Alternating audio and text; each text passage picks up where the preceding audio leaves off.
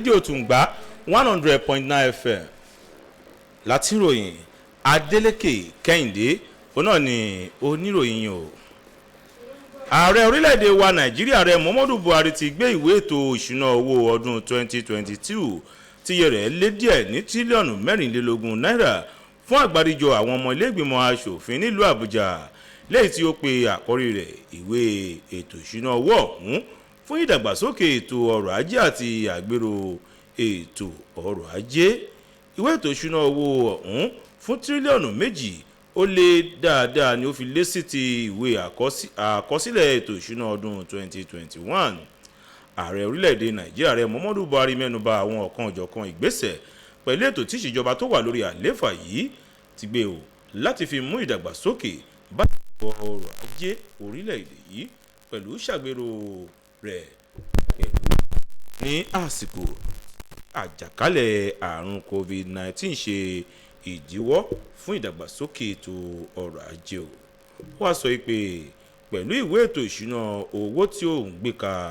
iwájú àwọn ilé aṣòfin ọ̀hún yóò mú ìdàgbàsókè bá ètò ọrọ̀ ajé orílẹ̀-èdè yìí o. Agbẹnusọ nílé ìgbìmọ̀ aṣojú-ṣòfin àgbà alàgbà Fẹ́mi Gbàjàbíàmílà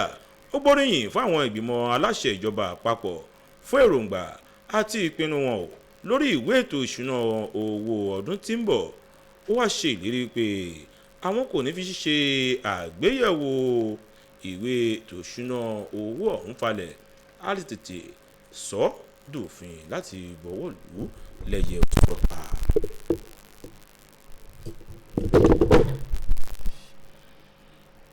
Ìjọba àpapọ̀ orílẹ̀-èdè wa Nàìjíríà ti ṣe àgbékalẹ̀ ìgbìmọ̀ ẹlẹ́ni méje fún àgbéyẹ̀wò lórí àtúntò owó oṣù àwọn òṣìṣẹ́ elétò ìlera, bákan náà fún ìmúṣẹ àwọn ohun tí àjọ ìṣọ̀kan àwọn òṣìṣẹ́ elétò ìlera ń béèrè tó jẹ́ bí àdéhùn láàrin wọn àti ìjọba àpapọ̀ orílẹ̀-èdè Nàìjíríà bí àdéhùn láàrin àwọn àti ìjọba àpapọ̀ lójúnà láti dènà ìyanṣẹ́lódì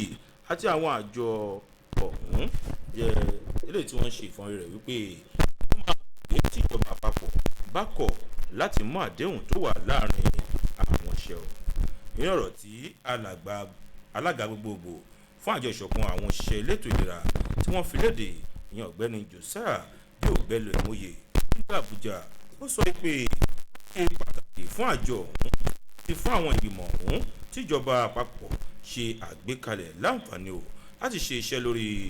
ìmúṣẹ sí àdéhùn tó wà láàrin àwọn àjọ ìṣọ̀kan òṣìṣẹ́ elétò ìlera àti ìjọba àpapọ̀ orílẹ̀-èdè wa Nàìjíríà. Alàgbà Abíọ́bẹ̀lẹ́mù yé sọ nígbà tí ó ń bá àwọn oníròyìn sọ̀rọ̀, ó ṣe àlàyé pé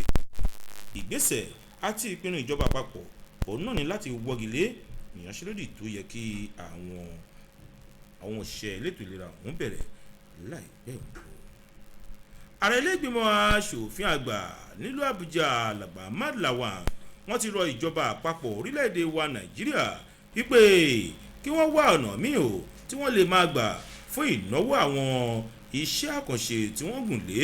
lójúnà láti fi mú ẹ̀dínkù bá ìyáwó owó. Níbi àgbáríjọ ìjókòó àwọn ilé ìgbìmọ̀ aṣòfin àgbà méjèèjì tó wà nílùú Àbújá eléyìí tí Ààrẹ Muhammadu Buhari ti wá ṣe ìtẹ́pẹpẹ ètò ìṣúná ọdún tí ń bọ̀ ká iwájú wọn ni ó ti sọ̀rọ̀ ọ̀hún di mímọ̀. Alàgbà Lawan sọ síwájú sí i nínú ọ̀rọ̀ rẹ̀ wípé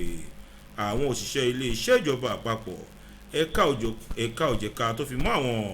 àjọ agbaṣẹ́ṣe ni ó sọ pé wọ́n nílò láti pèsè owó ìbọ̀ ṣe máa wọlé sápò ìṣúra ìjọba àpapọ̀. Ààrẹ ilé ìgbìmọ̀ aṣòfin àgbà rọ Ààrẹ Muhammadu Buhari pé lóòótọ́ ni ó ṣe pàtàkì tó ṣe kókó láti pèsè owó láti fi ṣe àwọn iṣẹ́ àkànṣe, ṣùgbọ́n síbẹ̀síbẹ̀ kí wọ́n wá ọ̀nà àbáyọ sí bí ẹ̀dínkù ṣe máa bá owó ilé tí wọ́n ya fi ṣe àwọn iṣẹ́ àkànṣe ọ̀hún láwọn ìpínlẹ̀ ọ̀hún. Àjọ ẹ̀ṣọ́ elétò ààbò Àmọ̀tẹ́kùn tẹ̀ka ìpínlẹ̀ Ondo sọ pé àwọn ti fọwọ́ ṣìkún fi mú ọ̀gbẹ́ni Samuel Lucky Akpan tó jí ọmọdékùnrin ẹni ọdún 4 ní agbègbè Alágbàká nílùú Àkúrẹ́ pẹ̀lú èròǹgbà láti ta ọmọdékùnrin ọ̀hún ní 200 náírà o. Adarí fún àwọn òṣìṣẹ́ ẹ̀ṣọ́ elétò ààbò Àmọ̀tẹ́kùn ìpínlẹ̀ Ondo Olóyè Adétúnjì Adélẹ́yẹ tó fojú apam àti àwọn ẹni afurasí oníwà jàǹdùkú 17 tí wọ́n ń dààmú ìgbé àlàáfíà ìpínlẹ̀ Ondo hàn dé fún ti àkànṣe iṣẹ́ eléyìí tí àwọn àjọ ẹ̀ṣọ́ elétò ààbò ọ̀hún gùn lé fún ti ìpele kẹta láti ṣe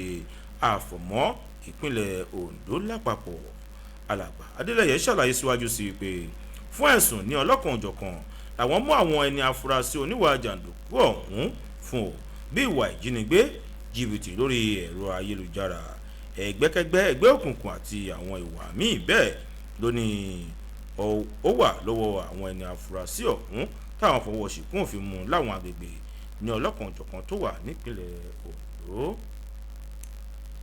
Bákan náà ni ẹni tó jẹ́ kọmíṣánná fún iléeṣẹ́ ọlọ́pàá ìpínlẹ̀ Gombe Alàgbà Ìṣọ̀lá Bàbáìtà ó ti fi dá àwọn olùgbé ìpínlẹ̀ Gombe lójú pé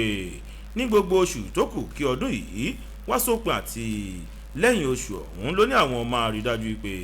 ètò ààbò fẹsẹ̀ múlẹ̀ dáadáa ní ìpínlẹ̀ Gombe. Lónìí òde yìí náà ni Alàgbà Bàbáìtà sọ̀rọ̀ ọ̀hún di mímọ̀ nígbà tí ó ń bá àwọn oníròyìn sọ̀rọ̀. Ó sọ pé àwọn òṣìṣẹ́ ọlọ́pàá ìpínlẹ̀ Gombe ti ṣetán o láti dènà èyíkéyìí ìwà ọ̀daràn ní ìpínlẹ̀ ọ̀hún. Nọ̀rọ̀ rẹ̀ ó sọ pé ìfarajì òun náà lẹ́nu iṣẹ́ agbófinró ni láti dáàbòbò ìpínlẹ̀ ọ̀hún tó fi mọ́ àwọn olùgbé ìpínlẹ̀ náà kúrò lọ́wọ́ èyíkéyìí ìwà jàǹdùkú, bákan náà láti pèsè ààbò fún dúkìá wọn. Bàbáìtà tó jẹ́ kọmíṣánná ọlọ́pàá ìpínlẹ̀ Gombe sọ síwájú sí pé kò sí bí ìlú tàbí agbègbè ṣe máa wà tí kò ní sí àwọn ọmọ aláìgbọràn oníwà jàǹdùkú níbẹ̀, ṣùgbọ́n àwọn ti ṣetán báyìí gẹ́gẹ́ bí ọlọ́pàá láti fi ìyà tó bá tọ́ níbàámu pẹ̀lú òfin láti fi jẹ ẹnikẹ́ni tọwọ́ ṣìkún òfin àwọn bá tẹ̀ tó bá ń dààmú ìgbé àlàáfíà àwọn ará ìlú. Ẹ̀yin ará, ẹ jẹ́ ká kó ipa rere tó lè mú ìlọsíwájú ohun ìdàgbàsókè bá àwọn agbègbè àti àwùjọ tí a bá wà nítorí nítorí àwọn ọmọ wa tó ń bọ̀ lẹ́yìn wá ọ̀la ká sì rántí ipò orílẹ̀-èdè Nàìjíríà tèmi àti tìrẹ nítorí ìdí èyí òkú ipa tirẹ̀ yóò ṣe ṣe fún gbogbo wa o. Ìròyìn jákèjádò orílẹ̀-èdè Nàìjíríà kò ní jù báyìí lọ́rùn lẹ́tọ̀ ní yókù tún di aago 10 àṣálẹ́ nígbà tẹ́ máa pàdé àwọn akẹgbẹ́ mi fún ìrìn àṣálẹ́ iléeṣẹ́ rédíò Tùǹgbá. Ǹjẹ́ ní orúkọ Láyẹmí Àkànní tó kórè ọ̀njọ́ náà lèmi Adélékè Kẹ́hìndé ń sọ fún gbogbo wa yìí pé ẹ kú iṣẹ́ òní o, ẹ ṣe ò tẹ́ ń tẹ́tí sí wa o.